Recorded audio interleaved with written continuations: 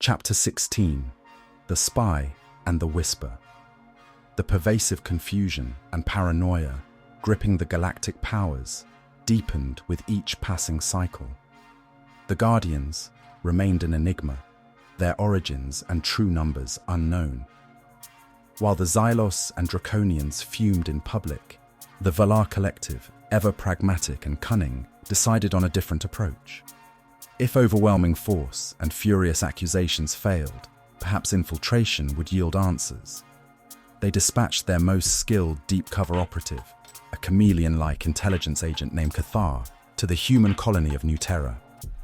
New Terra was chosen for its apparent isolation and its known struggle for survival, a place where an operative could blend in amidst the human hardship, posing as a freelance data broker or resource scout. Cathar's mission was clear: assess human technology, probe for any hidden military assets, and most importantly, sniff out any connection between the seemingly primitive humans and the impossibly advanced Guardian fleet. Cathar moved with silent efficiency, his biomodded form capable of subtle physical mimicry, allowing him to pass unnoticed among the dusty, pragmatic colonists. He spent weeks observing, analyzing comms traffic, attempting to access restricted colony networks.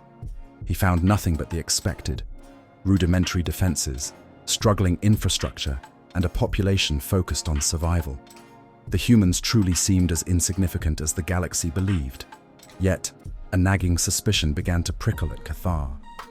He noticed odd patterns: an inexplicable surge in efficiency during a dust storm, a sudden precise repair to a complex system that seemed to defy the skill of the technicians. He began to focus his advanced sensors on specific individuals. One such individual was Kaelen Rourke. Cathar observed Kaelen's uncanny ability to anticipate structural failures, to guide crews away from unseen hazards. He recorded instances of Kaelen subtly influencing water reclamation processes, achieving impossible yields. This wasn't luck. It was something else, something deeply unsettling. Cathar initiated a direct, subtle probe into New Terra's central comms hub, hoping to find a backdoor, a hidden relay to the Guardian fleet. He deployed a micro-drone laced with advanced decryption protocols into the hub's main server core. Deep within the hub, Elara Vance, the comms tech with the uncanny ability to manipulate data, felt a sudden, cold intrusion. It wasn't a standard hack. It was a foreign consciousness, a digital predator attempting to unravel the very fabric of their network. Her hands instinctively flew across her console, her mind a flurry of protective algorithms and counter-intrusion measures. She sensed the alien mind behind the probe, cold and calculating. She sent an emergency, encrypted alert to Kaelen. Kaelen, miles away in the desolate plains, felt Elara's distress like a jolt. His precognitive sense screamed, not of a physical threat, but of a violation, a deep, silent probe into something vital. He knew instantly it was connected to the Guardians, to the mystery that pulsed beneath the surface of their lives. He immediately moved towards the comms hub, his mind racing. Cathar, unaware that his probe had encountered an awakened human, continued to push deeper. He was close to accessing a hidden diagnostic log, a file that might contain clues. But then, a wave of digital counterforce slammed into his drone. It wasn't standard firewalls. It was something far more organic, almost psionic, flowing through the network. As Kaelen burst into the comms hub, he found Elara, eyes shut, her face strained with effort, her hands hovering over a console that sparked with overloaded circuits. He saw Cathar, discreetly blended into the shadows near the server core, a faint shimmer of alien technology clinging to his form. "Elara now!" Kaelen urged, his voice sharp. He didn't know what he was doing, but his intuition screamed at him. He channeled his own energy, his precognitive hum, into the ambient electromagnetic field of the room, a desperate, undirected pulse. The combined nascent powers were too much for Cathar's technology. Elara, spurred by Kaelen's presence, unleashed a mental surge that detonated Cathar's micro-drone, frying the comms hub's main server in a shower of sparks. Cathar recoiled, his disguise flickering, revealing glimpses of his true alien form. His advanced sensors were overloaded, his infiltration compromised. He stared at Kaelen and Elara, a flicker of pure, unadulterated shock in his multifaceted eyes. These weren't just primitive humans. They were something else.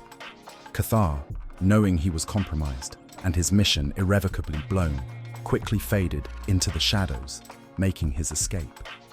He had no answers, only a new, terrifying question.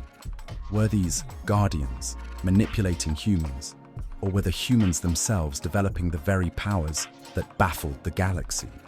The whisper of truth had been too close for comfort. Chapter 17: Escalation and Misdirection. The Valar operative, Cathar, returned to his superiors with a scrambled report, his words laced with a frantic urgency that baffled his stoic, amorphous commanders. He spoke of human colonists with impossible abilities, of a digital consciousness that fought back, hinting at a connection between the humans and the Guardians. His report, however, was deemed unreliable, a desperate attempt to excuse a failed mission. The galactic powers, steeped in their own paranoia and desperate for a victory, clung to simpler explanations. Frustration simmered. The Guardians had proven unassailable in direct, large-scale confrontation, and their mysterious appearances thwarted any attempts at understanding them. Supreme Commander Thrak of the Draconian Hegemony proposed a new strategy to his Xylos and Velar counterparts: divide and conquer. If they cannot be everywhere at once, Thrak projected across the Joint Council's holoscreen, then we will force them to spread their resources. We will launch simultaneous targeted strikes across multiple human colonies, not full invasions, but precise, destructive raids. It will force these guardians to reveal the true limits of their numbers, or to choose which human worlds to abandon. The plan was ambitious, coordinating dozens of separate attack fleets across vast swathes of human-settled space. They targeted resource outposts, agricultural hubs, and smaller research stations, places believed to be less critical, and thus less likely to warrant a full Guardian intervention. The hope was to overwhelm the mysterious protectors through sheer logistical strain, forcing them to show their hand. Deep beneath Earth's surface, the inner quintet watched the enemy's new strategy unfold on their central displays. Hundreds of red dots, representing individual alien attack fleets, materialized across the vast star charts, each heading for a different human target. A predictable, yet dangerous, escalation, Director Jian Li observed calmly. They are testing our bandwidth, trying to draw us out. And we shall oblige them, General Armitage rumbled, a glint in his eye. But on our terms.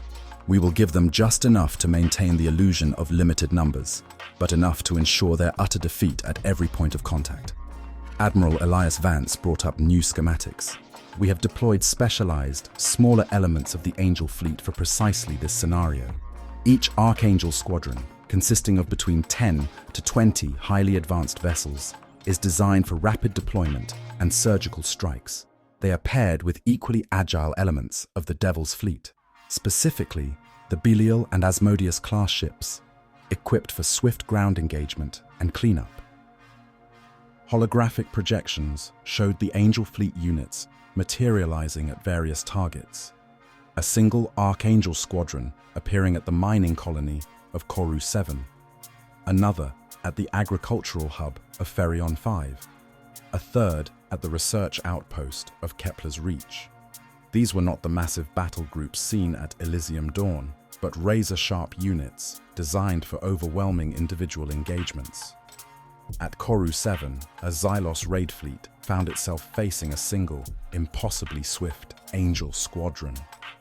Zeus beams vaporized their command ships, and Poseidon torpedoes disabled their support craft, all before the Xylos could even register the full threat.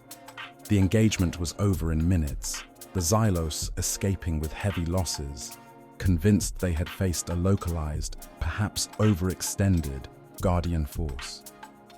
At Ferion 5, Draconian ground forces had secured critical agricultural infrastructure. Suddenly, a handful of Belial-class devil ships landed, disgorging a precisely sized demon army detachment. The crimson-eyed units moved with surgical efficiency, disarming and rounding up the Draconian invaders, offering their customary mercy to those who surrendered. The sight of the highly advanced robotic ground forces appearing with the Angel Fleet ships deepened the galactic mystery. Were these two distinct entities, or one cohesive, impossible power? The galaxy watched in disbelief as their coordinated attacks were met not with division, but with a series of equally coordinated, devastatingly efficient, anonymous counterstrikes. Every human colony that was targeted found itself under the protection of the Guardians, who appeared, struck with overwhelming force, and vanished just as swiftly, leaving behind only shattered enemy fleets and bewildered, frustrated commanders. The alien powers were baffled. The Guardians were everywhere, yet nowhere. Their numbers seemed to be legion, yet they never committed more than a fraction of their apparent strength. The strategy of attrition had failed spectacularly. The more they probed, the more elusive and devastating their unknown enemy became.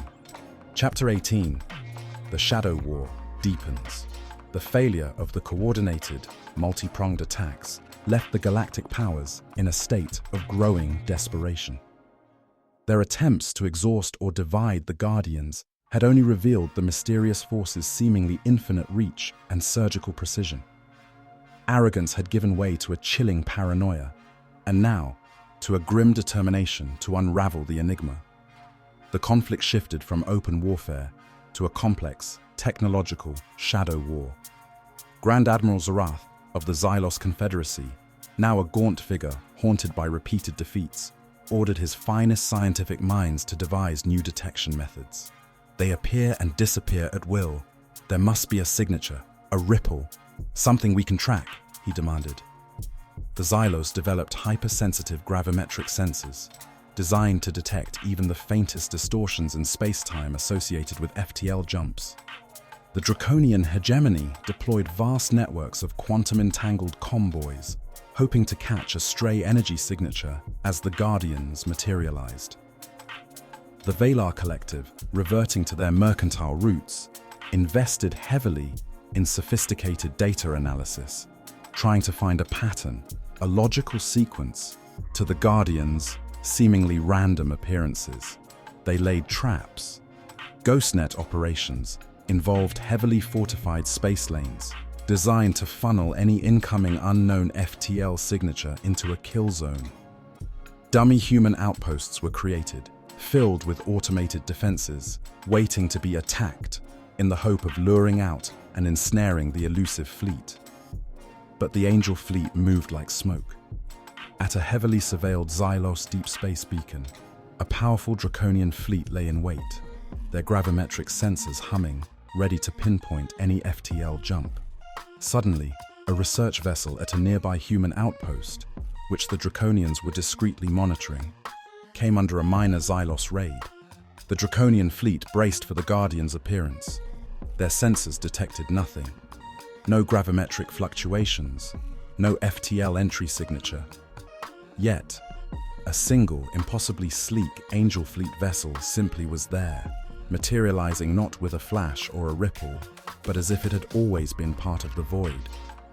The ship, identified as the Archangel Kaelen by the stunned alien analysts reviewing the logs later, systematically dismantled the Xylos raiders in moments. Before the waiting Draconian fleet could even adjust their targeting solutions, the Kaelen flickered. It didn't jump. It didn't engage FTL. It simply ceased to exist in their detection range, a quantum ghost. Their advanced gravimetric sensors registered only the afterglow of destroyed Xylos ships. At a Valar dummy outpost designed to draw out the Angel Fleet, a massive minefield was activated around the expected appearance zone. The Valar watched, smugly, as the automated defenses were engaged. Then, instead of appearing in the minefield, a single Devil's Fleet vessel, the Samael, materialized inside the fortified outpost's primary hangar. Its demon army units disembarked, swiftly neutralized the automated defenses, and then just as quickly re-embarked.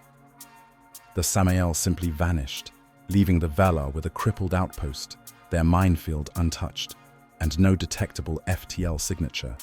The Galactic powers were at their wits' end. Their most advanced countermeasures were useless. The Guardians seemed capable of instantaneous, untraceable movement. Their FTL drives were not just faster, they seemed to defy space-time itself. Their stealth capabilities weren't cloaking. They were a form of quantum invisibility. The Shadow War deepened into a frustrating, terrifying game of cat and mouse, with humanity's protectors always a dozen steps ahead. Meanwhile, on Earth, the inner quintet monitored the alien powers' increasingly desperate attempts. "Their gravimetric sensors are crude," Dr. Aris Thorne commented, observing the failed draconian trap. "They still think in terms of conventional space-time mechanics. They have no concept of multidimensional folding or quantum entanglement drives." "Their paranoia is reaching a fever pitch," Ambassador Valerius noted. "They are becoming utterly desperate for answers, and increasingly convinced that they cannot track us." General Armitage smiled grimly. "Good. Let their frustration build. Every failed attempt drains their resources and their morale. They will eventually exhaust their strategies, and when they do, their last resort will be the very thing we are preparing for." The Angel fleet continued its silent, unseen maneuvers, a phantom force demonstrating impossible feats, always just beyond the grasp of galactic comprehension, deepening the mystery of humanity's true power. Chapter 19. The Seeds of Doubt. Within the relentless, untraceable strikes from the Guardians, coupled with the crushing defeats and the total failure of all detection methods, began to sow insidious seeds of doubt within the very fabric of the Galactic Alliance. The initial unified front, born of shared fear and arrogance, was fracturing under the strain of continuous humiliation and unsustainable losses. Within the Xylos Confederacy, the once unquestioning obedience of the High Command began to fray. Sub-Admiral Zakar, a pragmatic logistical officer, dared to question Grand Admiral Zorath in a private session. "Grand Admiral, our supply lines are collapsing. Our shipyards cannot replace losses fast enough. This unknown enemy, it defies all tactical logic. We cannot fight what we cannot comprehend, what we cannot even detect." Zorath, gaunt and increasingly erratic, slammed his fist on his console. "Insubordination. We will not yield. They are a finite force, a temporary anomaly. We will find their weakness." But even as he spoke, his eyes held a flicker of desperation that belied his words. Among the draconian hegemony, known for their rigid military structure, dissent was more subtle, but equally potent. General Krill, a respected strategist with decades of combat experience, found himself increasingly at odds with Supreme Commander Thrax's unwavering calls for escalation. "Commander," Krill argued during a heated debate, "our forces are being bled dry. This is not war, it is self-immolation. We must consider a diplomatic solution, perhaps an attempt to parley with this force, understand its demands." Thrax's reptilian eyes narrowed. "Cowardice! We will not negotiate with phantoms. We will not bow to an unknown power that dares to threaten the hegemony." Krill was quickly silenced, his concerns dismissed as weakness, but his sentiments resonated with a growing number of officers who saw the catastrophic losses and the baffling defeats. The Valar Collective, ever adaptable, saw the writing on the wall most clearly. Their Grand Merchant Ambassador, an amorphous being of shifting colors, now shifted its colors in muted despair during private briefings. "Our economic output is plummeting. Trade routes are disrupted. This conflict is unsustainable," a Valar economic analyst projected. "These Guardians do not seek territory or resources. They seek only to prevent aggression against humans. We must disengage. We must pursue peace or face utter ruin." These voices, advocating for de-escalation, diplomacy, or outright withdrawal, grew louder with each passing cycle. They spoke of the futility of continued conflict, of diverting resources to rebuild rather than to fight an unwinnable war. They argued that if the Guardians truly only cared about humanity, then ceasing aggression against humans was the only logical path to survival. However, their calls were drowned out by the dominant, deeply entrenched military leaderships. Bound by pride, fear, and a desperate need to maintain their perceived power, the Xylos, Draconians, and even the Valar hardliners refused to consider retreat. They spun narratives of ultimate victory, of the Guardians eventually exhausting themselves, of a cunning new strategy that would turn the tide. They were locked into a paradigm of war, unable to conceive of a world where their traditional military might was rendered utterly irrelevant. Deep beneath Earth, the inner quintet observed the growing schisms within the alien alliances. The internal pressures are mounting, Ambassador Valerius noted, reviewing the decrypted communications from the alien high commands. They are arguing amongst themselves. The pragmatists are calling for peace, the hardliners for one last, desperate strike. Their pride is a heavy anchor, Elder Maeve O'Connell mused. They cannot accept that their millennia of dominance could be so easily swept aside by a force they cannot comprehend. They will fight until they break. General Armitage nodded.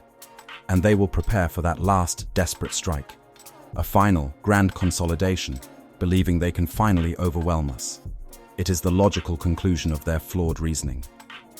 Director Jian Li looked at the star charts, where the scattered remnants of the alien fleets were slowly, inexorably beginning to coalesce once more, like shattered glass drawn back together by an unseen force. Let them believe they are gathering for their decisive victory. Let them prepare their final, colossal miscalculation. The war was nearing its climax.